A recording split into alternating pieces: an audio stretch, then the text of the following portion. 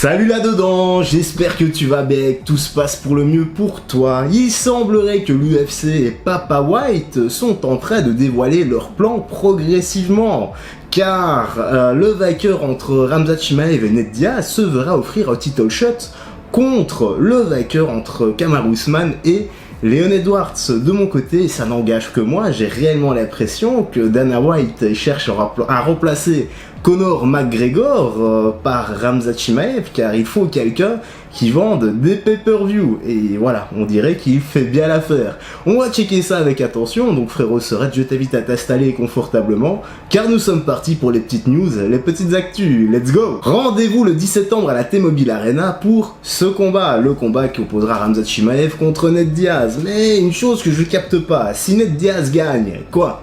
Qu'est-ce qui se passe? On lui propose un title shot contre Kamaru Usman ou Leon Edwards, vu que celui-ci en a clairement marre de l'UFC et il veut se barrer au plus vite. C'est pour ça qu'il a accepté le combat contre Khamzat. On voit clairement que l'UFC et Dana White ne croient même pas en ce combat, malgré ce qu'ils affirment, donc ils disent complètement le contraire. Car lors d'une récente interview avec The Underground, Dana White s'est exprimé en disant: je veux dire évidemment, si Nate battait Khamzat Chimaev, le numéro 3 mondial, il faudrait regarder Nate aussi.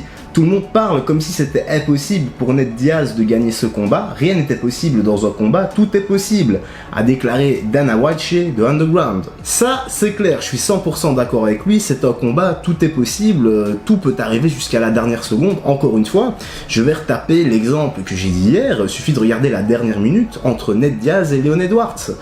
Il a failli fumer juste à la dernière minute, aux dernières secondes. Ça aurait été épique, n'empêche. Allez, la suite. Nate Diaz voulait ce combat, c'était soit ce combat, soit Francis Ngannou. Pourquoi il nous parle de Francis Ngannou?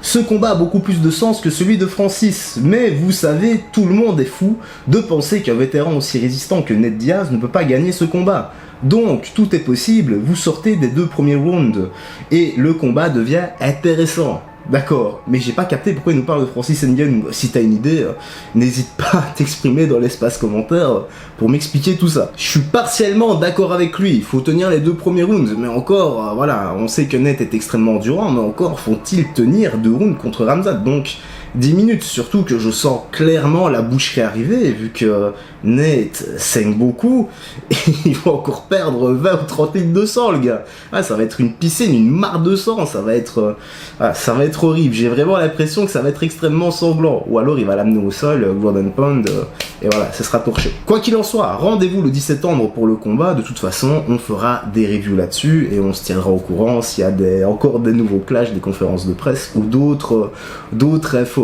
Et franchement, voilà, j'espère réellement avoir de belles surprises parce que serait le sport si on savait tout à l'avance? Comme je l'ai déjà dit, ça reste un combat et je croise les doigts pour qu'il y ait au moins, que ça soit au moins équilibré. Voilà, au moins que ça soit extrêmement équilibré et qu'on nous offre, je sais pas si le combat sera sur 3 ou 5 rounds, mais qu'on nous offre du beau spectacle et que chacun reparte la tête haute. Voilà, de toute façon, il n'y a pas de honte à avoir une fois qu'on rentre dans un octogone ou sur un ring de boxe. On va conclure là-dessus, hein, mais avant ça, est-ce que ce serait pas un complot de la part de l'UFC de mettre tout en œuvre pour que Khamzat devienne le futur champion? Voilà, comme j'ai dit, on a peut-être besoin de remplacer Conor McGregor et on a besoin de quelqu'un qui vende masse pay-per-view. Enfin, encore une fois, ça, ce n'est que mon avis, et encore une fois, n'hésite pas à t'exprimer dans l'espace commentaire si tu penses la même chose que moi, ou non, si tu vas appuyer mes propos, ou pas. Voilà, on va se quitter ici, prends bien soin de toi, des gens que tu aimes, n'oublie pas de faire du sport régulièrement, très important pour ta santé, et voilà, j'ai rien d'autre à dire, hein. On like, on partage, on s'abonne, on cloche si c'est ta première fois ici, et que tu apprécies ma tête, plus les, les vidéos actus sur l'UFC et le MMA.